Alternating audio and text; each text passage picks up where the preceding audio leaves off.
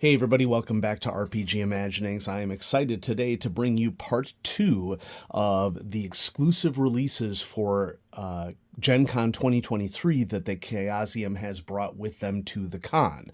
Specifically, 2 books for Cults of RuneQuest. In video number 1, we had Cults of RuneQuest, The Lightbringers, and what Chaosium decided to do, because Glorantha has a huge number of pantheons, is to split this up into several books that they're going to be releasing over the coming years, titled Cults of RuneQuest. And today's book for part 2 is Cults of RuneQuest, The Earth Goddesses, which is certainly a large enough segment of the pantheon in of itself to warrant an entire book.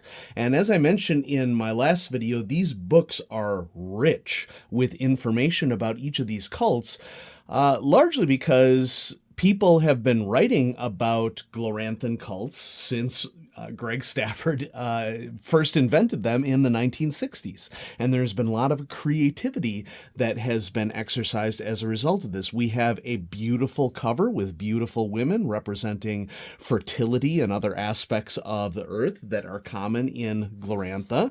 And as we turn to the title page, I just want to point out here that since Greg Stafford's passing, there have been a lot of people who have been involved in RuneQuest. Now, Jeff Richard is a longtime Chaosium person and is listed as one of the main writers on this book, but we should also mention that Simeon Cogswell was largely involved with the design and layout of this book, as well as the other books in this series.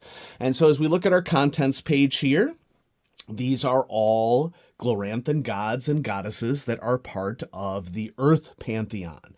Now, it isn't just those that you might expect. You might be expecting Ernalda, who is the wife of the storm god Orlanth. Okay, makes sense. You may be expecting Babister Gore, who is the vengeful war deity of the earth. You may be expecting Ularia, the goddess of love. Okay? But what you may not be expecting, and I think that these were great additions to this book, are Aldrya, certainly an earth deity, Mastal, certainly an earth deity, the cult of the Bloody Tusk would certainly qualify.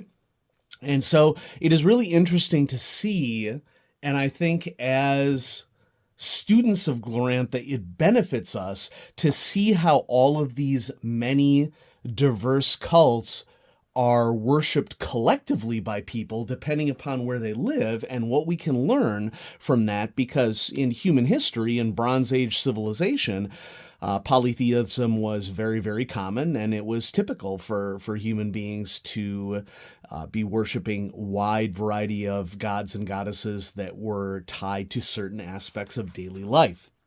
The book begins just like the last one did. What is in this book? How are we going to treat subject matter? How can players and game masters use it? How is it organized with these primary questions that I pointed out in the last video? Questions that people of Earth religions often ask as well. Where does the world come from? Where do I come from? Why do we die? What happens after we die? Why am I here? We have an addition of a little table here in this book that has how names vary according to different continents. So Genertella, where Dragon Pass is located, has the typical names for these gods and goddesses that we may be used to in reading Gloranthan fiction or RuneQuest, the role-playing game, but Pomaltella has different names for these gods. And that's actually typical of RuneQuest. There's a huge variety of how different groups of people in RuneQuest treat gods and goddesses, just as was the case of how different groups in the Mediterranean or in the Fertile Crescent treated the same gods or gods and goddesses with similar origins with different names. Okay? Once again, we have one of these beautiful displays of all of the gods and goddesses that are highlighted in the book in an incredibly complex and colorful illustration. Your eye could linger on this thing for days and see new things, it seems like. And then we have, just like in the prior book, a poem that is illustrative of the wisdom of the Earth Priestess that sort of does a introduction. Let's go ahead and read this one for this video. 3 are the bounteous goddesses of earth, 3 the number of their dark sisters, all are mighty goddesses of earth, the makers and takers of life.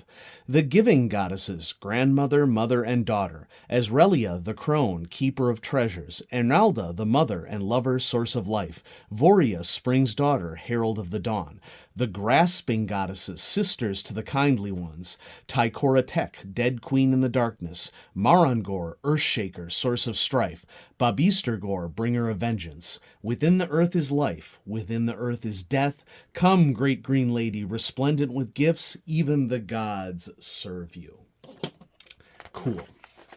Okay, once again, introduction. Answering the questions about where these goddesses and gods came from and how they're related to the other groups of gods that exist in the world of RuneQuest. Here's a map that is different from the map that we saw in the Lightbringer's book. The Lightbringer's book at this instance showed how various Lightbringers had spread across time in Glorantha. This image is spread out for all of the contents of the world of RuneQuest, and this is indicating where particular Earth-related sections of Glorantha are located. So we have where are Earth religions dominant, where do they have influence, where are different forests dominant, and where does Aldria have dominance or influence. And down here we have in Palmaltena, I believe is the name of the continent, the Palmalt religion. Okay, where do we rule? The earth deities are acknowledged by all those who live off the land. In many lands, most of the population worship the goddesses of the earth and their associates, but usually the rulers worship one of the husband deities. Asrelia is the most notable exception. The earth deities are also powerful in Old Tarsh and in the Western Lunar Empire, particularly in Navaria and Palanda. Okay. A short encyclopedia of the Earth Pantheon, giving just basic entries that explains what all the names are. This is, very similar to having a glossary of primary connections that exist for this book, because not all entries within this section are restricted to entries within this book. We want to know how all of these Earth deities connect to many of the other deities. And so you will see entries here for example, Grandfather Mortal and Yelm. And although these deities are not specifically given space within the book, they are certainly connected very closely with the Earth deities, and so they deserve mention within the glossary. I really like this bas relief art style that we have here, as if someone had, one of the goddesses carved in stone. And so I like to see variety in the art a lot of the time, and so I find that cool. So once again, the main colorful image from before, but this time highlighted with a green overlay indicating who all of the particular gods and goddesses are that are featured within the book. Not all of those that are featured in the book are present on this image, but many of them are. Okay, we're going to take a look at the grain goddesses as requested by people on Twitter. I ran a very short poll today that didn't get a chance to run very long, but grain goddesses was the most selected answer, and we're going to take a look at that section of the book. My personal favorite out of all the earth deities is Babistergor, being the goddess of vengeance and the goddess of oathbreakers. There's nothing that gets my goat more than a good old oathbreaker. And so Babistergor is one of my favorite goddesses of the earth deities. Okay, so here we are with Enalda, but I'm going to, just like I did for the last video, I'm going to skip ahead to the grain goddesses, goddesses of the land. And we see an image of beautiful women lounging. There is quite some variety here, including one woman who has a snake-like structure here, so that should be interesting for us to read about. I'm not very familiar with the grain goddesses, but the concept of it, of course, makes sense to me because the idea here is each region of the world has its own special grains or land goddess. All are similar, and each has given birth to her own special grain. So, here we see an image showing how grains have spread throughout the continent. Okay, Dragon Pass is tucked in right around here. And we not only have a description of the mythos and history of the concept of agricultural spreading before time, but then since time began, what has happened. And there's a history here that you can read through. I'm not going to read through it here in the video for the interest of time, but you know, the idea is for you to check it out at your leisure and buy the book.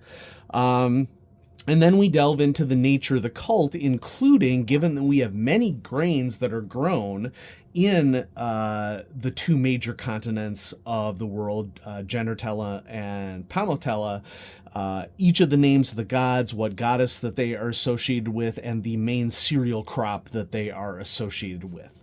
So each land has its own special goddess called the grain goddess by the god learners, who is worshipped by folk who live close to the land. The grain goddess takes lovers, who she then plows her lovers beneath the earth. Her worship is orgiastic and sometimes incorporates human sacrifice, or at least the symbols of such.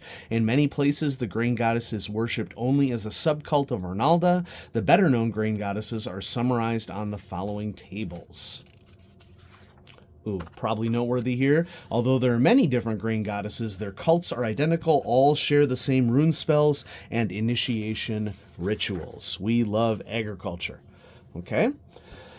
What sort of social political positions and powers do they grant? What are their particular likes and dislikes? Worshippers of the grain goddess share the livelihood and philosophy of Arnalda or Dendara as regionally appropriate. Chaos is universally hated, and the earth is often preyed upon by the forces of darkness as well. The grain goddesses also share the life and dislikes of the local husband deity. So in the case of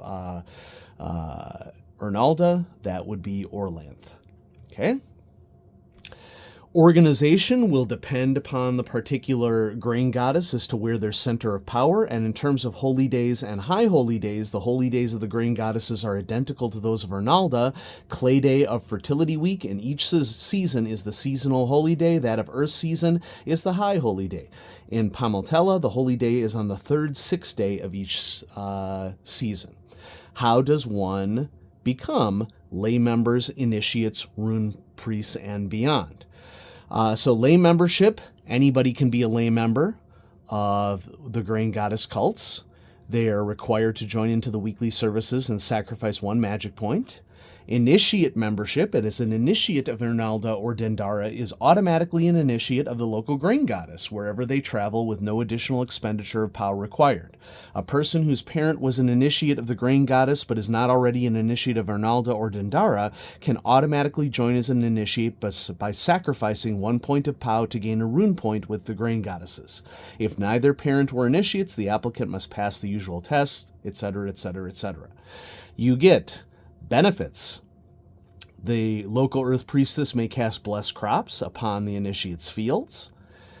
There's particular skills that are taught to initiates, such as cult lore grain goddess, dance, farm, plant lore, and worship grain goddess for free. Initiates may also learn skills taught by their earth priestess at half price. Specific spirit magic would be, and at half price here, heal, second sight, shimmer, and vigor. And there are specific rune spells that are also associated by being an initiate member of a grain goddess cult. Now, what about the wise woman, God Talker? There are no priestesses of the grain goddess, only God Talkers. A grain goddess God Talker must pass the usual tests. In addition, she must be a woman and have been a faithful initiate for at least 5 years.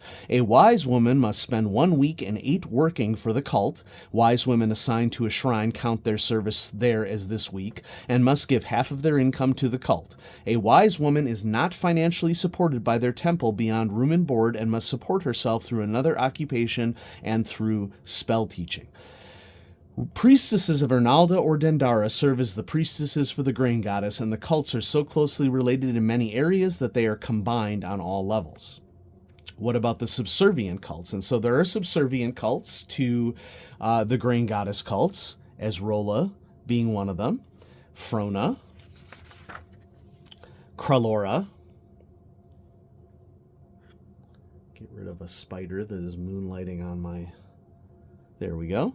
Pelora, Everina, Ralia, Shesna Lakita, Slanta, and Teshna are all of the individual grain goddesses. Okay? And so probably best known about these is Ezrola, who is the grain goddess of the base of the spike on the land called Ernodella. Frona is the land goddess of Frenella. She's in the northwest of Genertella and divided from other southern sister Ralia by mountains. Kralora is the goddess of the rising power land. She's also known as Mio, the Rice Mother. She was awakened by Daruda, the first dragon emperor, when he cleansed the land of the anti-god Urso Sara's curse. Pelora, or Oria, as she is often called, is the land goddess of Peloria. Pelora was one of the most beautiful and generous of the land goddesses, and Gennert took her, his sister-daughter, to wife, and together they had many daughters, including Everina, Oriah, Erigia, Redalda, Rigtana, and Durasta. Everina, daughter of Pelora and the Blue Serpent, she is the Pelorian rice goddess. Ralia, this goddess, is landlocked, and she has great fame among the elder races for giving them refuge. She is surrounded on 3 sides by mountains, with only one passage through each side. The southern route was lost or hidden before time began. Most of the lands near the mountains are broken and hilly, leaving the center and southwest low and flat.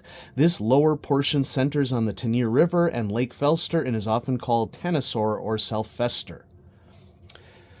Seshna Lakita is surrounded on 3 sides by ocean, had many lovers and even more children. With Flamel, she is the mother of Canthor and Gerestal. With Neliomi, she is the mother of the lakes around her home and the rivers that flow from them, and her daughter Iftala was the mother of the Pendali lion people.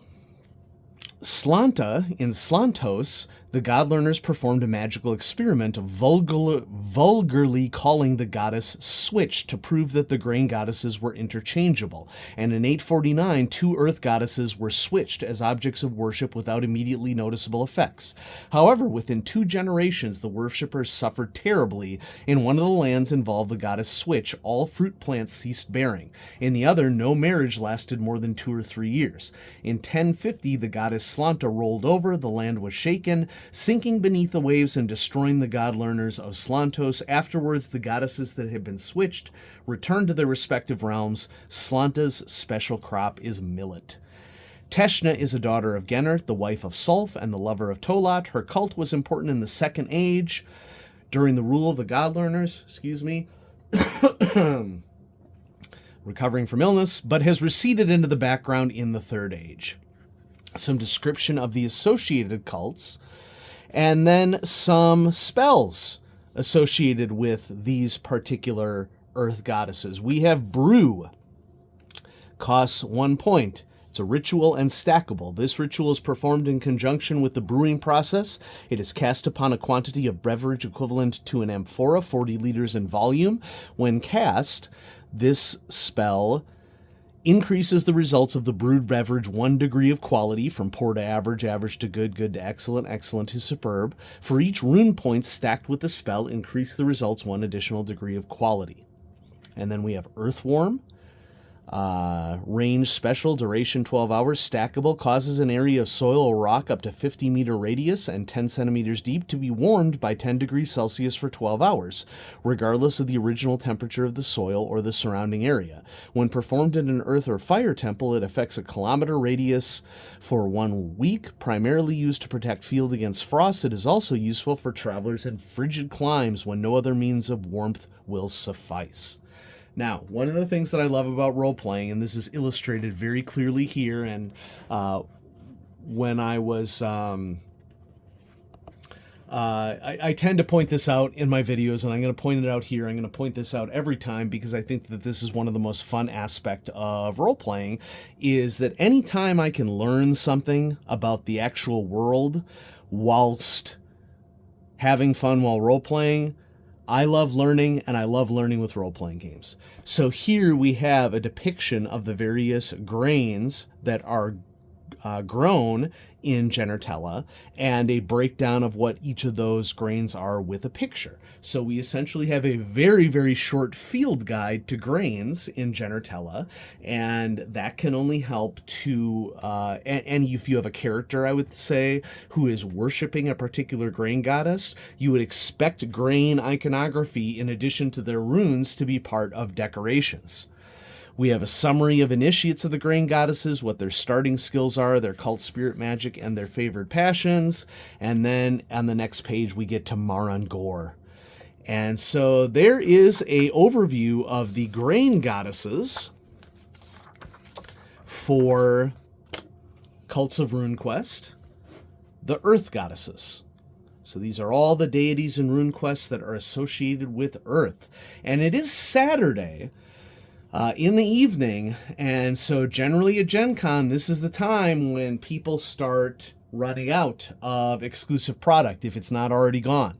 This morning when Chaosium posted on Twitter, they were still referencing the Cults of RuneQuest books, and so if you are at Gen Con right now and would like to pick up the Lightbringers or the Earth Goddesses, I wish you luck, and I hope that you will see these books when you go to Chaosium's booth 509.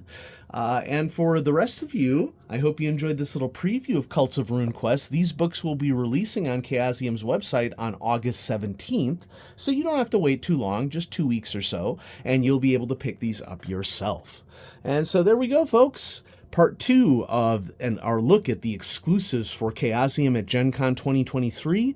These 2 Cults of RuneQuest books, the Lightbringers, featured in the last video, and here, the Earth Goddesses. I hope you enjoyed. Have a great day, everyone.